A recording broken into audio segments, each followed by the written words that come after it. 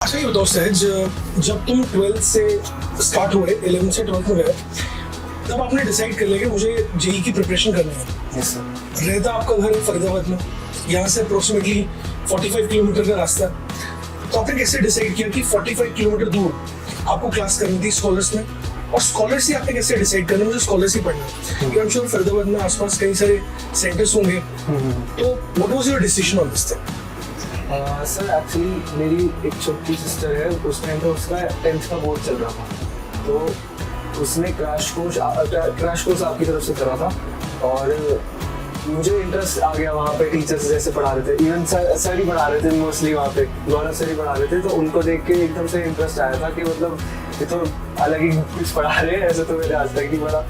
तो एक इंटरेस्ट जो होता है ना, जो पहला जो मेरा इंटरेस्ट था कि ये होता है मैथ्स का इंटरेस्ट, वो एक तरह से वापस आने लगा था। इसलिए मैंने मम्मा से भी बोला कि कैसे मतलब देखो एक बार यहाँ पे ट्राई करके देख लो, क्योंकि इधर से भी रिजल्ट आ ही रहे हैं, यहाँ पे हमारे पास है ऑप्शन, तो एक बार ट्राई करके देख लेते हैं। आप बोलो कि आपका मैथ्स में बहुत इंटरेस्ट है, गौरव सर आपको हेल्प कर रहे हो। आप मुझे बता सकते हो कि पहले अटेम्प्ट में मैथ्स में परसेंटाइल कैसा रहा, टोटल परसेंटाइल कितना रहा, और फिर फाइनल परसेंटाइल कितना आया? मैथ्स में वैसे टोटल परसेंटाइल 69 परसेंटाइल था मेरा, और मैथ्स में मेरा सबसे कम आया था 39 परसेंटाइल। और अप्रैल में आया मुझे 99.9 परसेंटाइल। बस लिस्ट बना लो, जो मैं कुछ चैप्टर बोल रहा हूँ बस वही करो, बाकियों को छुओ भी मत, नहीं आता छोड़ दो। फिर मैंने बताया कि मुझे कितना आता है, मुझे कैसा आता है, थोड़ा सा पढ़ने की जरूरत है, या बिल्कुल गायब है, ऐसा वाला था। सर को सब बताया, तो सर ने बिल्कुल कस्टमाइज करके एक लिस्ट बनाई मेरे लिए, मैंने वही लिखी, और बस उसी से ही लगा रहा मैं। ये कुछ ऐप्स हो गए, कुछ गेम्स हो गई, मैं वहाँ पे ज़्यादा जा रहा हूँ। तो क्या करा, उनका जो मैंने पता नहीं कहाँ से भगवान ने उनको लिस्ट बनाया, फ़ोन में डाउनलोड करे वो सारे ऐप, और मैंने बहन को बोला इन सबको सेलेक्ट कर, तू लॉक लगा, तेरे को पता चलेगा, चाहे कुछ भी हो जाए, पेपर खत्म हो जाए, मेरे को नहीं बताना, या खोल के भी नहीं देने वाले, कुछ भी हो जाए। आज हमारे साथ एक बच्चा है सहज धवन, जिसके फर्स्ट अटेम्प्ट में जेईई मेंस में परसेंटाइल था 69, और सेकंड अटेम्प्ट अप्रैल 2025 उसका परसेंटाइल आया 99.9%। विद जनरल कैटेगरी उसने ये रिजल्ट निकाला जो आई थिंक सभी बच्चों की इच्छाएं हैं, जो करना चाहते हैं।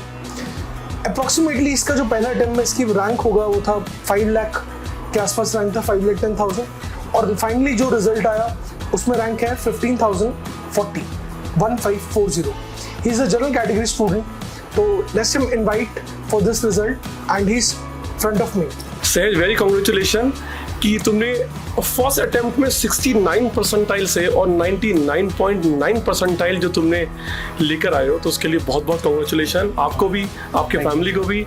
तो आप मुझे ये बताइए बेटा कि जब आप 1 ईयर कोर्स के लिए आए स्कॉलर में 12th क्लास के लिए, तो 11th क्लास में आपका क्या हाल था? 11th में आपने कंपटीशन किया था, लोकल कोचिंग में पढ़े थे, तो आपकी स्ट्रेटजी क्या थी? मतलब आप सोच रहे थे कि हाँ मैं IIT के लिए जा रहा हूँ, या फिर सिर्फ 12th के लिए आप आए थे?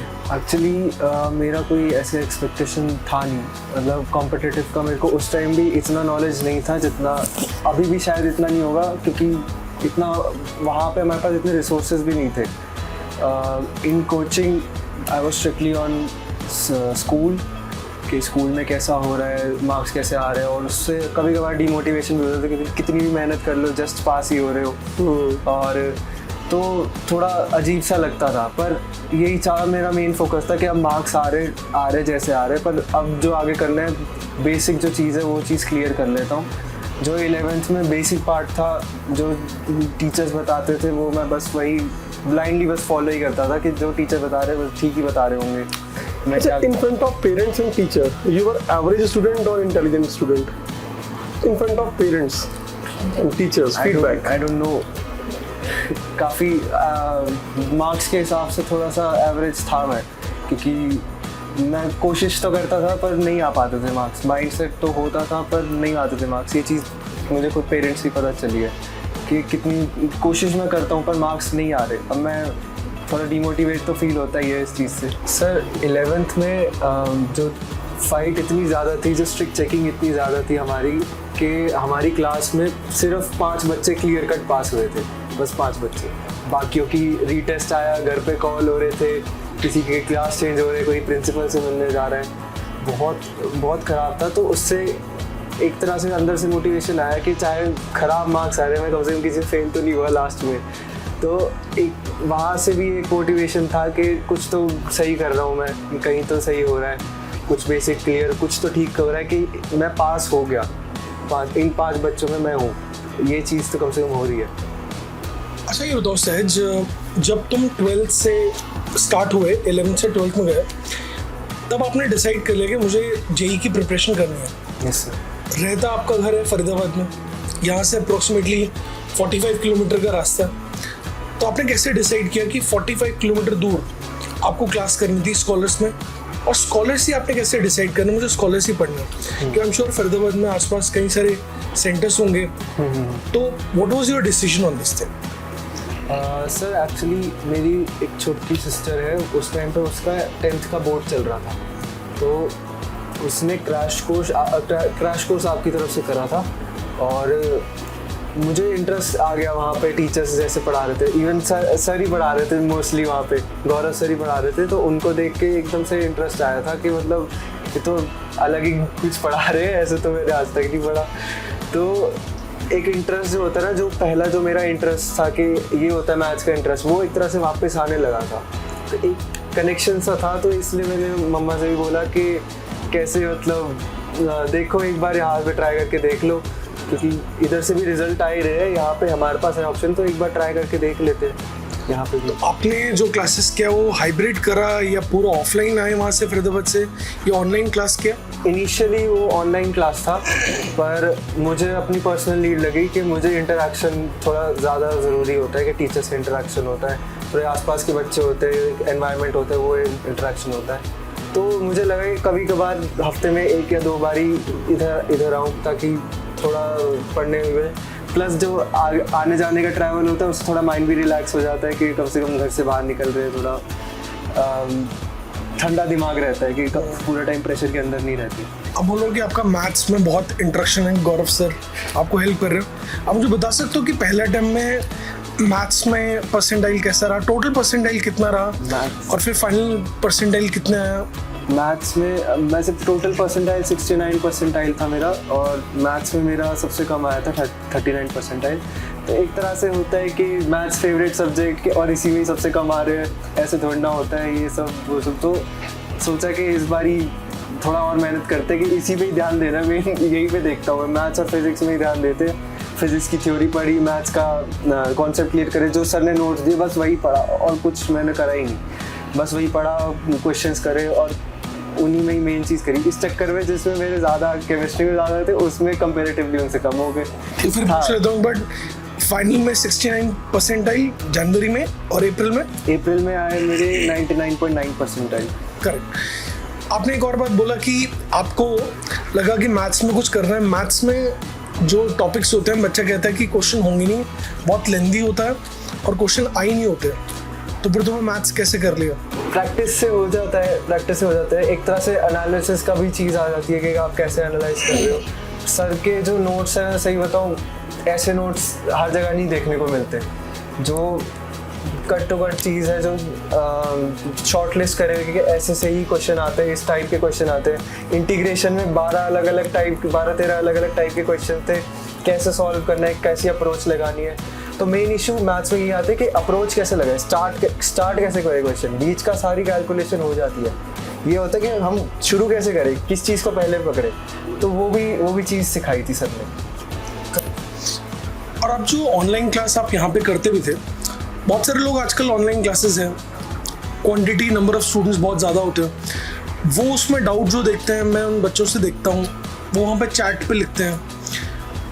उन बच्चों से पूछा कभी कि वो बोलते हैं कि वहाँ पर जब तक मैं क्वेश्चन देखता हूँ और क्वेश्चन तब तक निकल जाता है, वहाँ पर मैं चैट कर रहा हूँ तब तक क्वेश्चन निकल जाता है और कुछ भी नहीं होता, मतलब क्योंकि टीचर हमारे आंसर नहीं देख पा रहे, क्वेश्चन नहीं पूछ पाते, तो सब हौच पौच हो जाता और वो प्रॉब्लम को कभी नहीं हो पाता।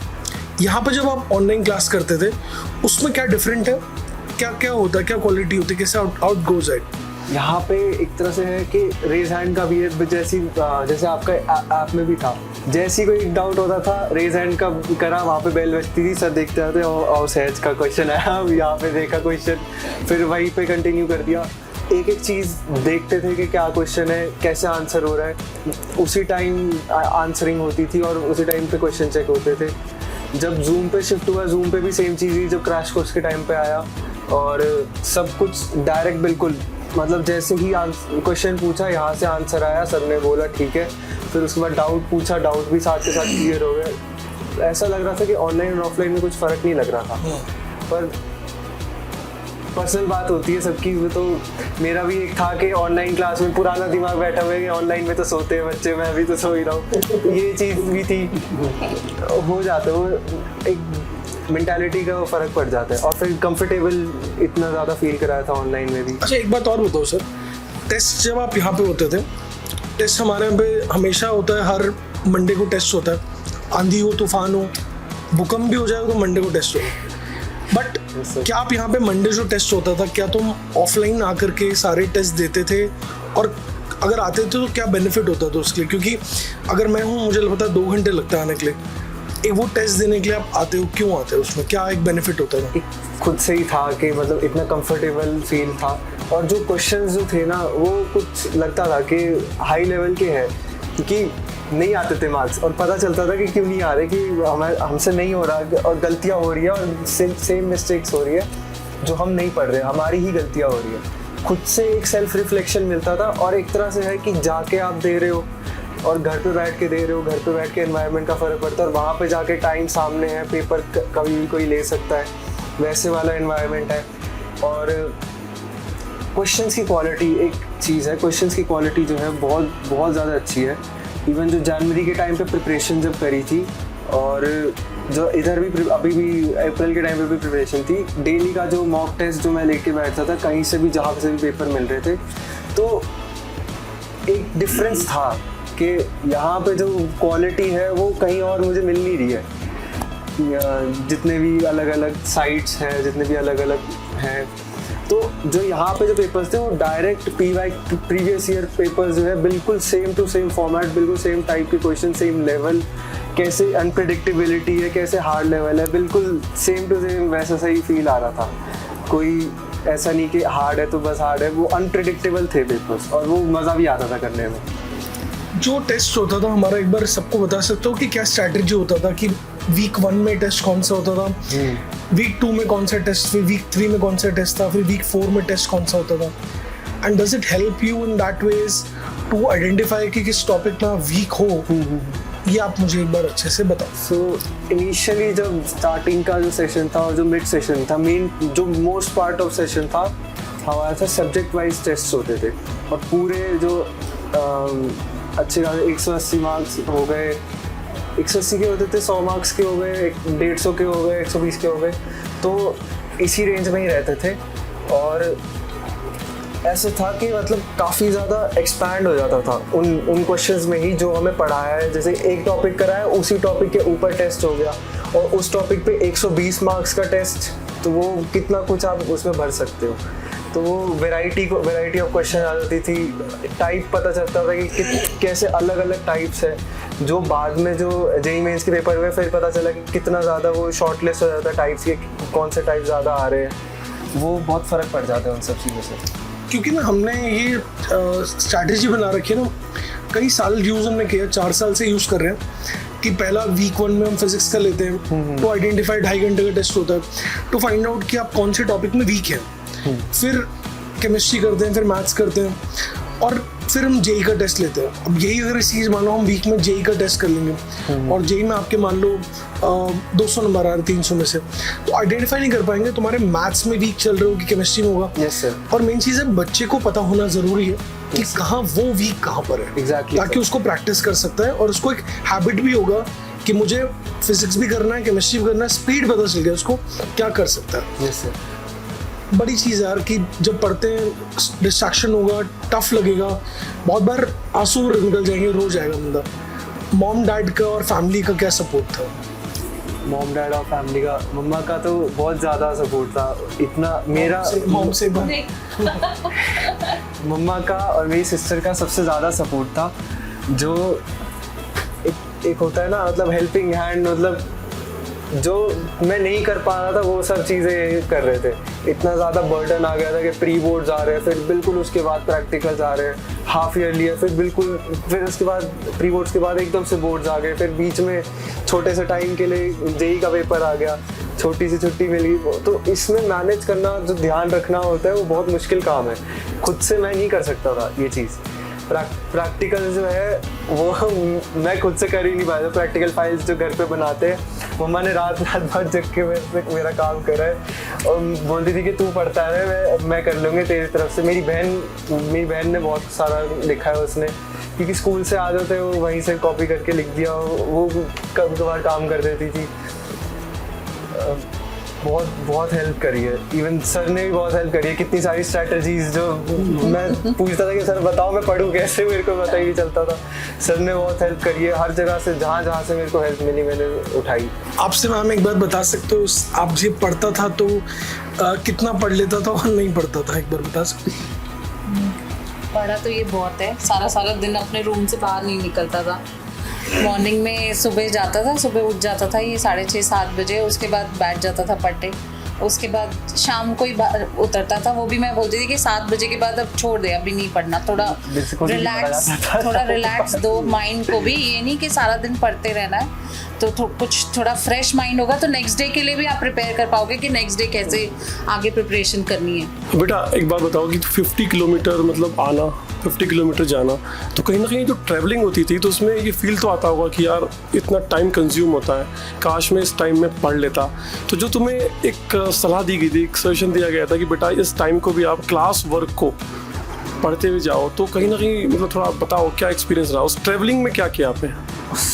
उस ट्रैवलिंग में थोड़ा सा था, पर एक तरह से था, एक दिमाग को रेस्ट भी मिलता था, बट साथ के साथ मैं रिवीजन भी करता था, ताकि एक पॉइंट आया था कि मेरे से पढ़ा नहीं जा रहा। मैं बस कोचिंग आता हूँ, पढ़ता हूँ, घर जाता हूँ, फिर सो जाता हूँ।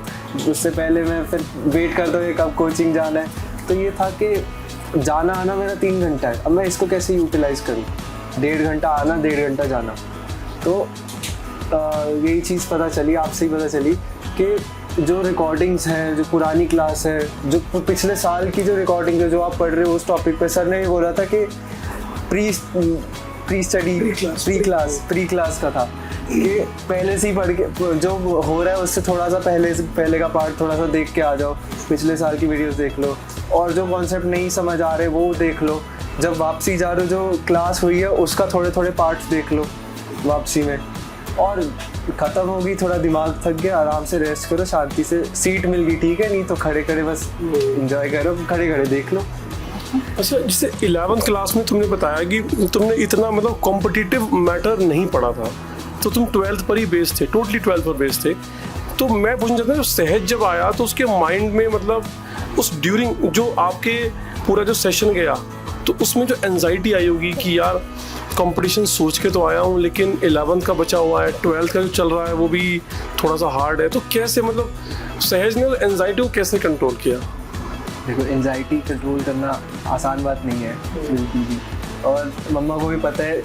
कोई भी टेस्ट होता था उससे पहले मैं कैसी मेरी हालत होती थी, और जाते टाइम कैसा होता था कि कैसा होगा टेस्ट, ऐसा होता था। मतलब मेरे को बचपन से ऐसा सही प्रॉब्लम है, और इस वजह से मेरी मिस्टेक्स भी होती थी। पर जो आप बोल रहे हो 11th का कैसे करना है, कैसे हुआ था, 11th का थोड़ा पार्ट तो आता था, कुछ तो पढ़ा था, जो बेसिक क्लियर थे, बेसिक जो हर उसका आइडिया था, उनको कनेक्ट करना था, कनेक्ट करना था, और मुझे वो आता नहीं था। फिर आता था कि ये भी क्वेश्चन आ रहा है, ये भी क्वेश्चन आ रहा है, एक जगह से दूसरी जगह जंप कर रहा हूँ मैं, फिर कभी 11th हो रहा है, फिर 12th आ रहा है, फिर 11th हो रहा है। मैंने सीधा सर को कांटेक्ट करा था, सर ने उल्टा मेरे को कांटेक्ट करा था कैसा चल रहा है। मैंने सर को बताया कि सर ये दिक्कत हो रही है, बहुत समझ नहीं आ रहा। कुछ नहीं करा सर ने मेरे को बोला कि बस लिस्ट बना लो, जो मैं कोई चैप्टर बोल रहा हूँ बस वही करो, बाकियों को छुओ भी मत, नहीं आता छोड़ दो। फिर मैंने बताया कि मुझे कितना आता है, मुझे कैसा आता है, थोड़ा सा पढ़ने की ज़रूरत है या बिल्कुल गायब है, ऐसा वाला था। सर को सब बताया तो सर ने बिल्कुल कस्टमाइज़ करके एक लिस्ट बनाई मेरे लिए, मैंने वही लिखी और बस उसी से ही लगा रहा मैं। एंजाइटी तो होती है, एंजाइटी आप रोक नहीं सकते, कॉम्पिटिटिव एग्जाम है आप रोक नहीं सकते, बट कुछ करना चाहिए। मुझे नहीं पता कैसे हैंडल करना होता है, कोई आइडिया तुम्हारे पास एक अच्छी स्ट्रेटजी थी कि मतलब स्वामी सर ने बताया कि आपको फिजिक्स में क्या छोड़ना है, क्योंकि यार 25 में से 25 क्वेश्चन तो नहीं करने, तो सर ने बताया क्या छोड़ना है, तो तुम्हारे माइंड में आया कि यार फिर मैथ्स में भी कुछ छोड़ा जा सकता है, तो मैंने बताया कि तुम्हें कोनिक सेक्शन छोड़ना है। तो ऐसे ये स्ट्रेटजी भी आई थिंक तुम्हारे लिए काफ़ी कामयाब हुई। सेकेंड अटेम्प्ट में मैथ्स के लिए ज़्यादा कामयाब रही। फर्स्ट में था कि मैथ्स तो आते, मैथ्स कर दूंगा। हाँ, ये फर्स्ट में थोड़ा ओवर कॉन्फिडेंट थे कर लूँगा, लेकिन मैथ्स आना और कंपटीशन में लगाने में फिर बहुत डिफरेंस था। वो एकदम से शौक सा लगा था। इसका मतलब ये है कि जो स्ट्रेटजी तुम्हारे पास थी, तुम्हारी मेहनत भी थी, तुम्हारा जोश भी था, तो तीनों के कॉम्बिनेशन से आई थिंक 69 से 99.9 तक पहुंचे। तो आई थिंक कहते हैं full combination, full combo pack के साथ तुम चल रहे थे, सिर्फ पढ़ाई नहीं कर रहे थे, स्मार्ट तरीके से पढ़ाई कर रहे थे। आई थिंक सो हमारा जैसा हुआ सर वही है। मैं जानता हूँ कैसा हुआ है। मैं बता नहीं सकता मतलब।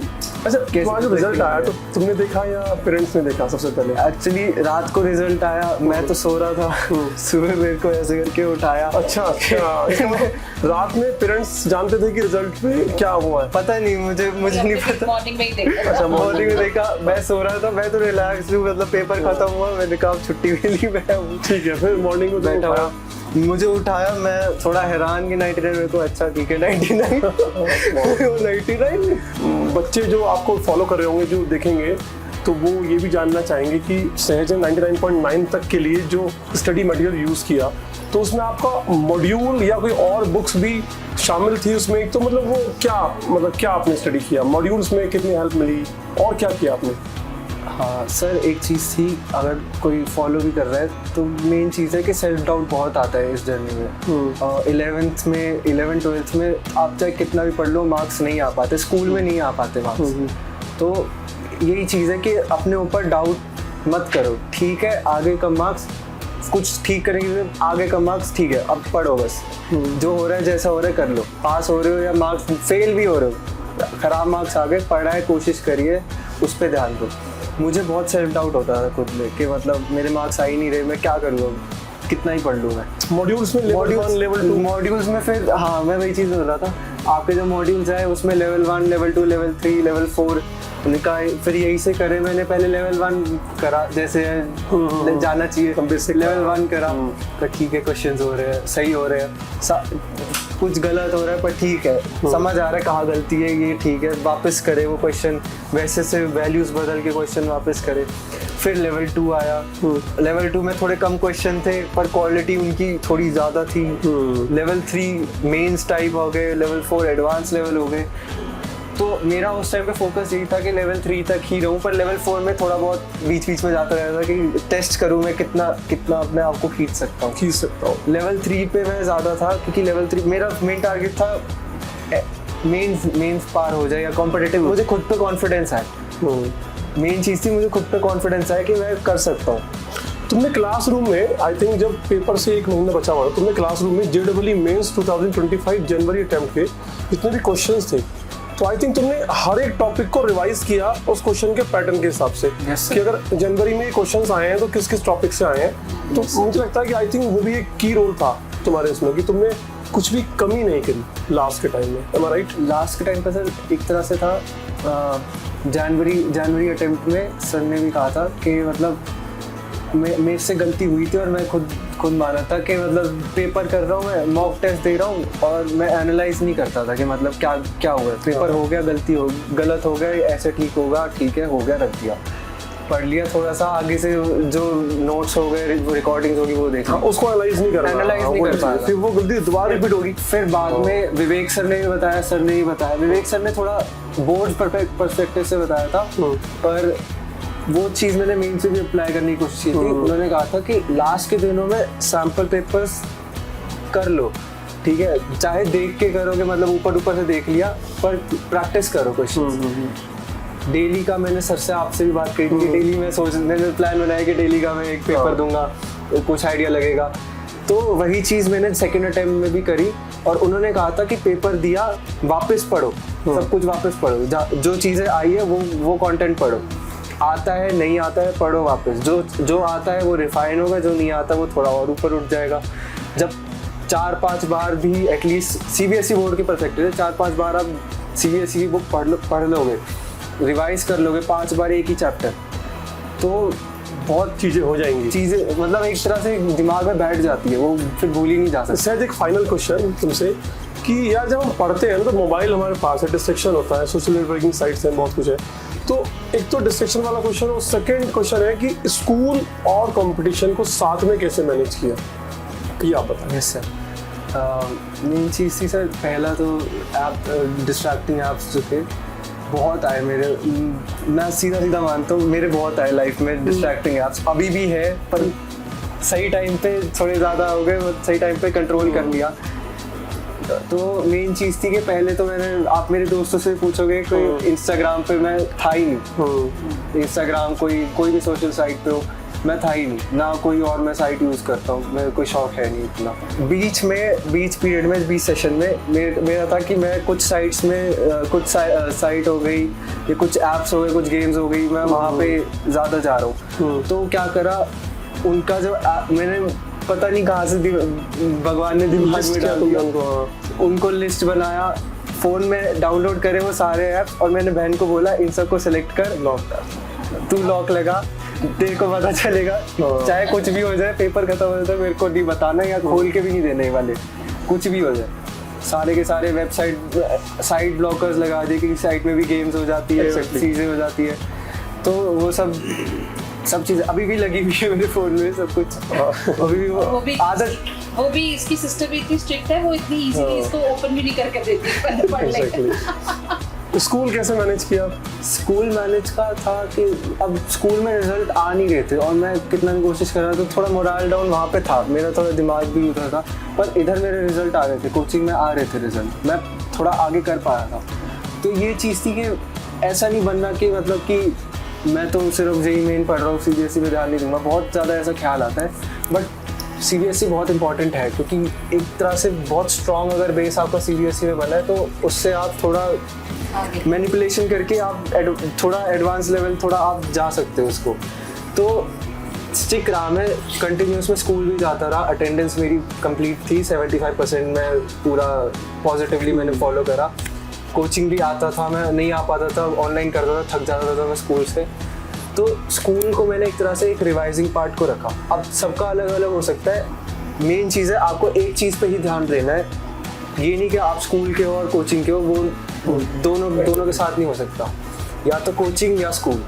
तो स्कूल को मैंने बस रिवीजन के लिए रखा कि मैंने यहाँ पे कोचिंग में सब पढ़ रखा है, यहाँ पे मेरा आके रिवीजन हो रहा है, ये मुझे वापस वही चीज़ पढ़ा रहे हैं, दो तीन बार सेम चीज़ मेरे को वही चीज़ रिवाइज होती जा रही है, क्वेश्चन भी प्रैक्टिस हो रहे हैं और सब कुछ हो रहा है मेरा। इससे मेरा 12th बहुत स्ट्रॉन्ग हुआ कोचिंग के साथ यहाँ पे जुड़ के। 11th के लिए मेरे को डाउट था, वो सर ने पूरा क्लियर कर दिया, पुरानी रिकॉर्डिंग्स बहुत ईजीली अवेलेबल थी और सब सारे चैप्टर्स थे, तो उन्होंने बहुत हेल्प करी थी। क्योंकि हमारे पास जो ऐप में ना हमारे प्री क्लासेस होता है, हम जो बोलते थे हमेशा कि आप जब भी आओ करने इस क्लास में आओ तो प्री क्लास कर लो। प्री क्लास में जब आप क्लास में जा रहे हो तो पहले से आपको चीज़ें समझ में आएंगी, आपका अपॉर्चुनिटी अच्छी आती है और आपके आउटपुट ज़्यादा अच्छा होता है। बस ये एक और जो मैं समझ सकता हूँ कि फर्स्ट अटेम्प्ट में आपका ये भी हुआ था कि आपने प्री बोर्ड का एग्ज़ाम पहला नहीं दिया था, जिसके लिए तुमने पूछा भी था। फिर मैंने बोला था कि नहीं आप देना चाहिए, और वो भी कारण था कि जेई का फर्स्ट अटेम्प्ट में आपको confidence of giving the competitive exam, या जहाँ पे आपके और भी फ्रेंड्स दे रहे हैं, आपके और भी लोग कर रहे हैं एग्ज़ाम, तो आपको कॉन्फिडेंस थोड़ा कम था। बट आपको जो सेकेंड अटेम्प्ट था तब तक बोर्ड तो हो गया था तो बोर्ड तो देना ही पड़ेगा, बोर्ड तो छोड़ नहीं सकते। तब आपको एक आइडिया लग गया, हाँ मुझे एक एग्ज़ाम देना कैसे। Then I think your performance was better. दूसरी बात ये होता है कि बहुत सारे लोगों को लगता है कि जो आपने बोला भी कि CBSE का बोर्ड या CBSE की पढ़ाई और जेई अलग अलग है, बट एक्चुअली अलग नहीं है, दैट सेम। जेई जब आप पढ़ रहे हो या इवन नीट एग्जाम पढ़ रहे हो तो CBSE उससे नीचे है। तो आप जेई के लिए पढ़ रहे हो तो CBSE अपने आप ही ठीक हो जाएगा। जब मैं भी पढ़ता था IIT के लिए, तो मैं जेई पढ़ रहा हूँ, एडवांस पढ़ रहा हूँ, तो CBSE साथ ही में हो गया था। तो जब ये लोग समझ जाएंगे ना कि एक ही है, तो रिजल्ट अच्छा आएगा। I am sure you have give a result of this thing कि वही है। आई एम श्योर तुमने बताया भी कि बोर्ड में अच्छे नंबर आ जाएंगे। आ जाएंगे होपफुली सर, आ जाए। अब लास्ट क्वेश्चन ये ज़रूर पूछें कि भाई जेई एडवांस के लिए तैयारी कर रहे हो, क्योंकि हमारी उम्मीद है कि 5 लाख रैंक से 1540 आ सकता है, तो उम्मीदें जो हैं वो लोगों में बढ़ जाती हैं। तो अब उनकी इच्छाएं हैं कि भाई 1540 यानी 1540 क्या इस बार 15 पे आ सकता है रैंक, वो हो सकता है किस्मत, और आप करें एफर्ट, ये हम आपको प्रे भी करते हैं। But will ask final answer from you, are trying your best effort for this thing? जो सर ने बताया, जो चीज़ मुझे पता चली है, जो स्ट्रैटेजीज दी है, जो टॉपिक दिए, बस उन्हीं पे ही स्टिक रहूँगा। जैसे मैंने मेंस करा है कि जो आपने कहा वही चीज़ मानी है, वो यहीं पे भी करने का ट्राई करूँगा। और let's hope for the best, जितना मैं कर पाऊँ। So I think all teachers, पूरी टीम पे, सारी टीम है, टीचर्स हैं, अदर स्टाफ है, वो सब आपको ऑल द बेस्ट ही करेंगे कि I will get more better result in advance. And सिर्फ ये रिजल्ट इंपॉर्टेंट नहीं है, फ्यूचर इज ऑल्सो इंपॉर्टेंट, और I am sure family will be very satisfied with you also, and you should be very happy, right? Thank you and God bless you. ठीक है, thank you so much sir.